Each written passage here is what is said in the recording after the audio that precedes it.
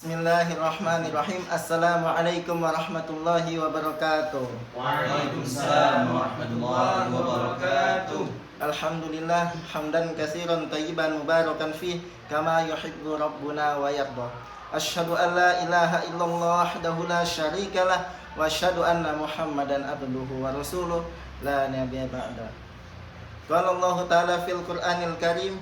Bismillahirrahmanirrahim. Ya ayyuhalladzina amanu taqullaha haqqa tuqatih wa la tamutunna illa wa antum muslimun. Teman-teman yang berbahagia, bersyukur kita kepada Allah Subhanahu wa taala karena kita masih diberikan nikmat Islam, nikmat iman, dan nikmat istiqomah menghafal Al-Qur'an. Kita pada hari ini bisa merasakan udara segar, merasakan hati tenang karena kita sudah merdeka. Salawat dan salam tetap tercurahkan kepada uswah kita, kedua kita, Nabi Muhammad sallallahu alaihi wasallam. Semoga kita mendapatkan syafaatnya kelak. Amin amin ya Allah ya rabbal alamin. Teman-teman sekalian yang berbahagia, tidak terasa kita kemarin sudah memperingati hari 76 tahun Indonesia merdeka. Indonesia merdeka ini bukan hadiah dari Belanda. Indonesia merdeka ini bukan hadiah dari Jepang. Indonesia merdeka ini bukan didapatkan dengan cara mudah bagaikan embun pagi yang datang. Akan tetapi Indonesia merdeka ini hasil dari keringat, darah, bahkan nyawa dikorbankan oleh orang tua kita dahulu. Untuk kita mereka berjuang, untuk Indonesia mereka melawan. Teman-teman sekalian yang dirahmati oleh Allah Subhanahu wa taala. Pernah makan buah kelapa enggak? Pernah. Pernah kan? Pernah. Pernah nanamnya enggak? Enggak. Nah, itu yang harus kita catat. Kita hari ini bisa merasakan nikmatnya makan kelapa karena orang tua kita dulu sudah menanamnya. Begitu pula dengan kemerdekaan. Kita hari ini bisa merasakan udara segar, udara merdeka karena dahulu orang-orang tua kita sudah berjuang untuk kemerdekaan Indonesia ini. Maka dari itu, jangan kotori darah suci mereka dengan perbuatan tercela yang kita perbuat hari ini. Dalam kesempatan hari ini, saya akan menyampaikan 2 poin dan 1 judul kecil. Poin pertama adalah kita mendapatkan kemerdekaan itu tidak mudah, dan mempertahankannya pun tidak mudah. Tahu nggak teman-teman sekalian? Dahulu orang tua kita, daun Belanda itu apa sih senjatanya? Apa? Bambu runcing.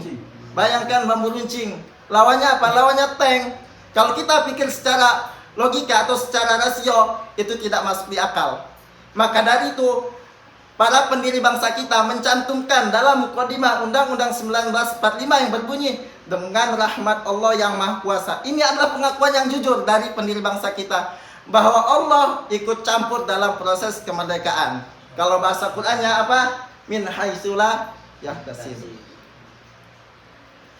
Kalau dulu orang tua kita berjuang dengan iman, kalau berarti kita sekarang berjuang mempertahankan dengan iman pula. Yang kedua, di kemerdekaan ini harus menjadi jembatan emas untuk kita rakyat Indonesia mendapatkan penghidupan yang layak. Ini adalah janji undang-undang teman-teman sekalian. Patut kita ketahui. Teman-teman sekalian, patut kita ketahui juga, Indonesia dijajah oleh Belanda selama 350 tahun. Kita warga Indonesia hidup dalam intimidasi. Kita warga Indonesia hidup dalam kekhawatiran. Tapi sekarang kita bisa merasakan udara nikmat seperti ini. Itu yang patut kita syukuri. Timbul pertanyaan besar dalam hati kita. Sudahkah kita bersyukur? Sudahkah kita mensyukuri nikmat Allah ini? Timbul lagi pertanyaan besar, bagaimana caranya kita bersyukur? Inilah yang menjadi tema pidato saya. Teman-teman sekalian, mengutip perkataan Imam Ibnu Athaillah, setidaknya ada 3 cara kita bersyukur. Bagaimana caranya? Yang pertama, bilisan, dengan lisan. Yang kedua, biljanan, dengan hati. Yang ketiga, bil arkan, dengan anggota badan. Ini bisa kita aplikasikan pada diri kita, mengaplikasikan nikmat Allah berupa kemerdekaan tadi. Bagaimana caranya? Pertama, bilisan, banyak-banyak mengucap alhamdulillah, karena kita sudah terbebas dari penjajahan. Yang kedua, berjalan dengan hati. Kita hari ini bisa beribadah dengan khusyuk, bisa sholat dengan tenang. Itu teman-teman, kita harus bersyukur juga lewat hati. Yang ketiga, bil arkan. Bagaimana? Dengan anggota badan, dengan action. Badan kita dipakai untuk hal-hal yang bermanfaat. Kaki kita dilangkahkan untuk ke masjid. Tangan kita dilakukan untuk melakukan yang bermanfaat. Mata kita dilihat untuk sesuatu yang indah. Mungkin itu teman-teman yang saya dapat sampaikan. Kurang lebihnya saya mohon maaf.